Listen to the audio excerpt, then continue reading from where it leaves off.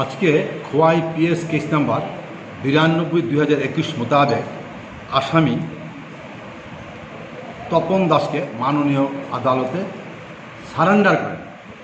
প্রকাশ করা আবশ্যক, গত 9/9/2021 রাত্রিবেলা তপন দাস তার স্ত্রী লক্ষ্মী দাসকে রান্নাঘরে ডেকে নিয়ে কেরোসিন দিয়ে আগুন ধরিয়ে দেয়।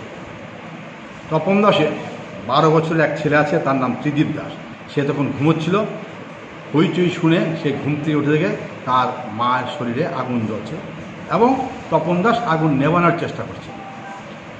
পরবর্তী সময়ে তার ত্রিদীপ দাসের দাদু তথা লক্ষ্মী দাসের বাবা নন্দকুমার দাসকে খবর দেয়। খবর পেয়ে রাতারাতি ওরা হসপিটালে যায় এবং লক্ষ্মী দাসকে 90% বার্ন ইঞ্জুরি মোতাবেক খোয়াই হসপিটালে নিলে খোয়াই হসপিটালের ডাক্তারবাবু ওকে জীবিতে রেফার করে। 10/9/2021 ডিসিজড জীবিতে শেষ ত্যাগ করে।